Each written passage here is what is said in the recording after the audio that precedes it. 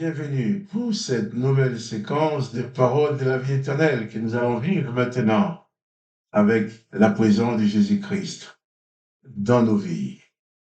Nous sommes aujourd'hui le 3 mai, 3 mai 2024.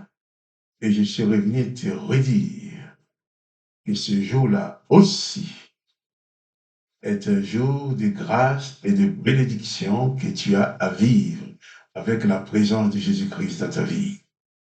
Et je vais te rappeler aussi que Jésus-Christ a dit pour toi personnellement. Écoute ce que Jésus-Christ dit. Je suis avec toi tous les jours, jusqu'à la fin du monde.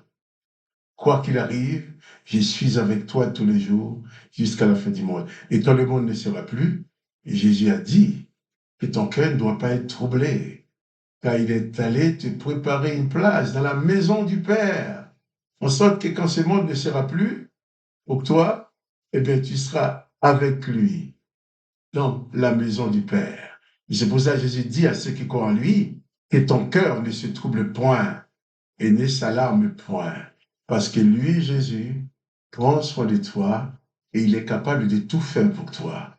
Il dit que tout pouvoir lui a été donné. Dieu le Père a envoyé vers toi son Fils unique avec tout pouvoir, en sorte que, quelles que soient les circonstances de ta vie, qu'il puisse t'apporter la solution. Et je dis bien le Fils unique du Père.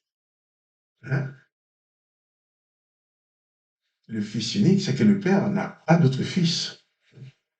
Il n'y a que Jésus qui a donné à toi et à moi le pouvoir, à ceux qui croient en Jésus-Christ.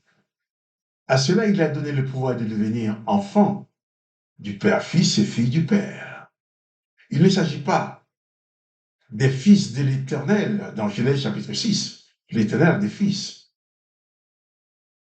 qui sont venus coucher avec les filles des hommes. Mais il s'agit bien du Dieu le Père de Jésus-Christ qui n'a pas d'autre fils. Jésus-Christ, c'est son Fils unique. Et le Fils unique du Père est venu pour apporter à l'humanité la révélation de l'existence du Père. Il est venu dans le pays où les gens connaissaient l'Éternel, où les gens connaissaient Yahvé. Ils connaissaient l'Éternel des armées, ils l'adoraient, ils le servaient. Au point que ces serviteurs de l'Éternel voulaient détruire Jésus. Bon, ils ont réussi à le tuer quand le temps était accompli. Mais Jésus est le Fils unique de son Père. Le Père de Jésus-Christ n'a pas d'autre fils. Il a maintenant des fils parce que Jésus nous a donné le pouvoir de devenir ses enfants. Et Jésus nous demande d'adresser nos prières au Père. Et je signale que dans tout l'Évangile, partout où Jésus a prié, il n'a jamais adressé une prière à l'Éternel des armées. Il n'a jamais adressé une prière à l'Éternel des armées. Toutes ses prières sont adressées au Père. Quand on va dire à Jésus, dans Jean chapitre 14, montrez-nous le Père, Jésus va dire, il y a si longtemps que je suis avec vous et vous ne m'aviez pas connu. Excusez-moi. Il n'y a que Jésus-Christ qui apporte la révélation du Père céleste, le Père d'amour, qui n'est pas un condamnateur, qui n'est pas un juge, qui ne demande pas de tuer le pécheur, mais qui demande plutôt de le pardonner. C'est un autre registre. C'est un autre registre que ce qu'Israël connaissait. D'ailleurs, pour ça, les chefs du peuple ont demandé et obtenu la mort de Jésus-Christ. Et Jésus-Christ a dit que nous pouvons adresser nos prières au Père en son nom. Jésus-Christ a même donné un modèle de prière. Et ce modèle de prière de Jésus ne ressemble pas aux prières de David, aux prières de Salomon qui va dire l'Éternel Dieu grand et redoutable, aux prières de Moïse, aux prières de Samuel. Ça ne ressemble pas aux prières de David qui va demander la destruction de l'ennemi pour qu'on puisse savoir qu'il y a un Dieu en Israël. Non. Jésus dit plutôt, quand vous priez, dites notre Père qui est aux cieux, que ton nom soit sanctifié. Il va dire, pardonne-nous nos offenses, comme nous aussi nous pardonnons. Nous ne pratiquons pas les œil pour œil, dent pour dent. Jésus nous demande d'adresser nos prières au Père en son nom. Et c'est ce que je vais faire avec toi. Mais je ne vais pas prier pour que tes ennemis meurent. Mais non, je vais prier pour que tu puisses être en mesure de pardonner à tous tes ennemis, à tous ceux qui t'ont fait du mal, comme Jésus l'a demandé. Père d'amour, toi, le Père de notre Seigneur Jésus-Christ, que tu nous as envoyé, je me tiens devant toi, avec mon frère, avec ma sœur, qui regarde et qui écoute cette vidéo. Je te prie d'intervenir dans sa vie. Merci d'intervenir pour lui apporter la paix, le bonheur, la guérison, pour lui apporter le calme, pour lui apporter la certitude du salut que tu lui donnes par grâce. Tu vois, Seigneur, il se pose certainement des questions en m'écoutant. Elle se pose certainement des questions en m'écoutant. Mais sois donc la réponse, que par ton esprit, tu imprimes la réalité de l'évangile dans leur cœur. Que tu imprimes la réalité de l'existence du Père. Et qui est le Père?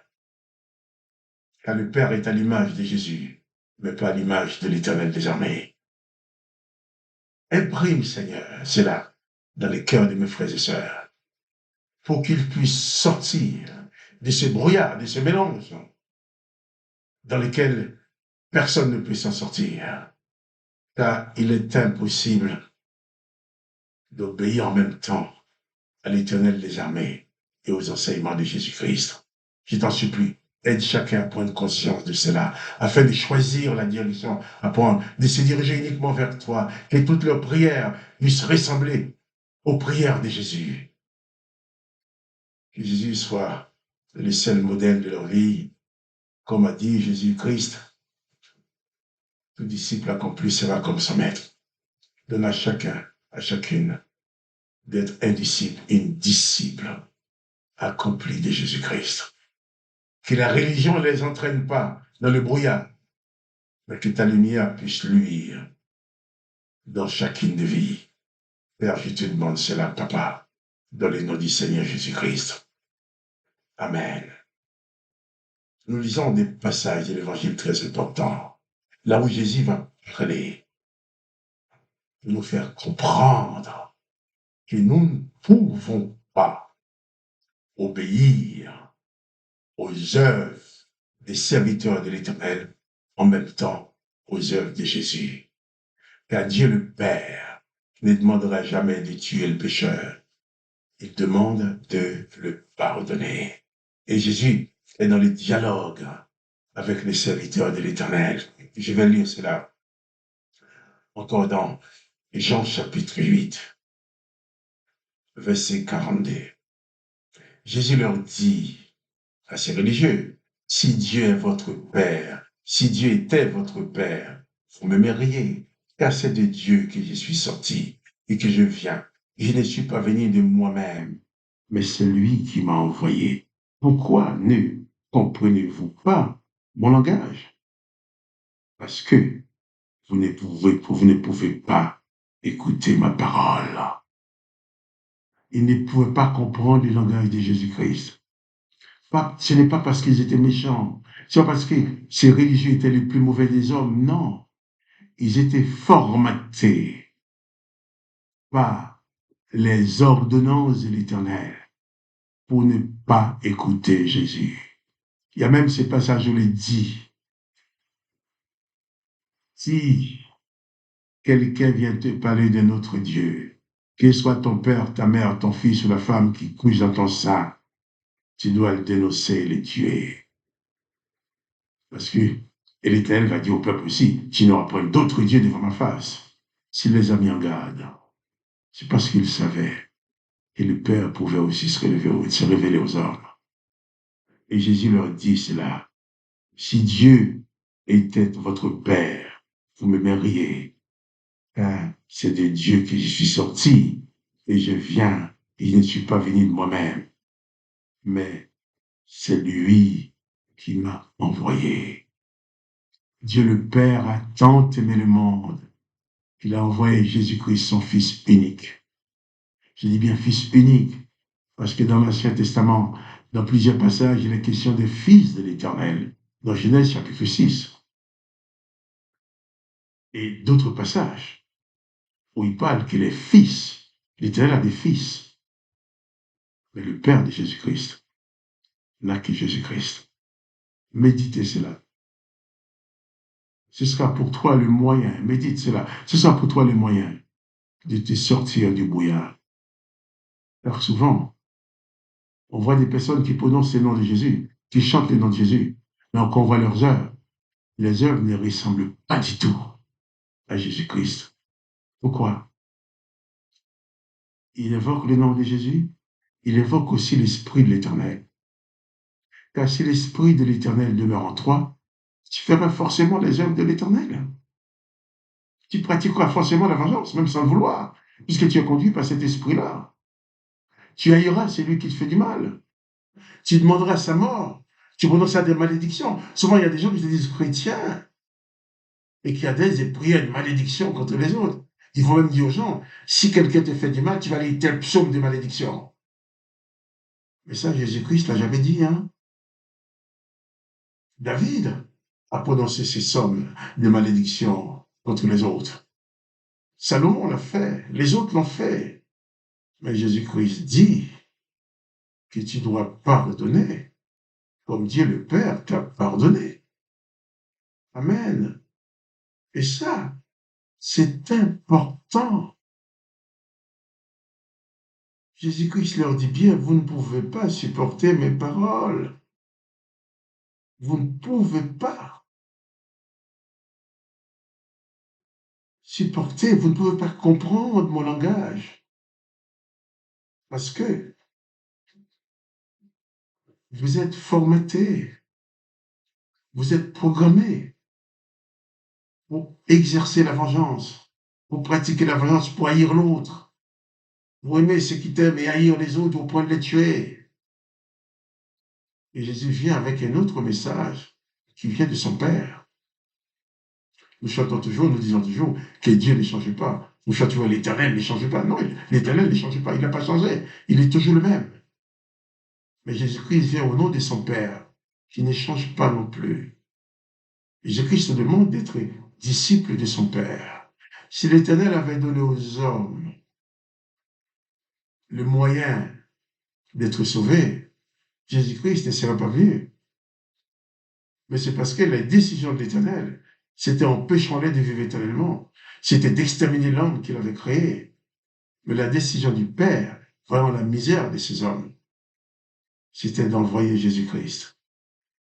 Dieu le Père a tant aimé le monde qu'il a donné son Fils unique. Il faut prendre conscience de cela. Et que tu sois conscient que c'est Jésus, le Fils unique du Père, qui te dit, je suis avec toi tous les jours jusqu'à la fin du monde. Jésus est avec toi pour te délivrer de tous les dangers possibles, même de la mort physique. Il dit, je le ressusciterai. Même de cette condamnation à l'exclusion de la vie éternelle, Jésus dit, celui qui croit en moi vivra éternellement. Alors, positionne-toi en Jésus-Christ. Tu ne peux pas suivre Jésus-Christ et Moïse en même temps. Bien sûr, beaucoup de gens me disent Jésus-Christ et Moïse, c'est pareil.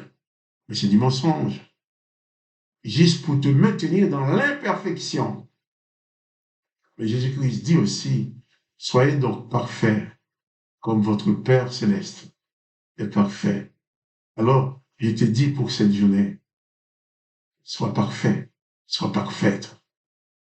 Fais en sorte de vivre cette journée dans la perfection de Jésus-Christ, comme Dieu le Père de Jésus-Christ est parfait. Fils et filles, vivre la journée sans maudire, sans haïr, sans tuer, sans voler, sans dérober les affaires des autres. Jésus-Christ est le même hier, aujourd'hui et éternellement. Et dit que les disciples accomplis sera comme son maître. Sois donc disciple de Jésus-Christ.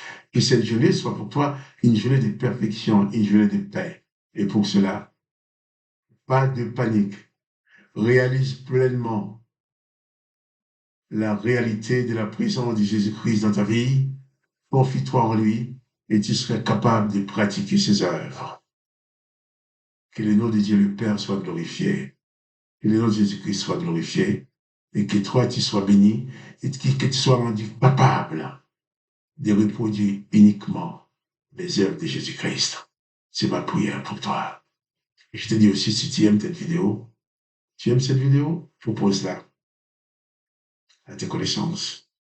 Et en attendant, je te dis à demain pour une autre séquence de paroles de la vie éternelle. Mais n'oublie pas de panique. Jésus-Christ est avec toi.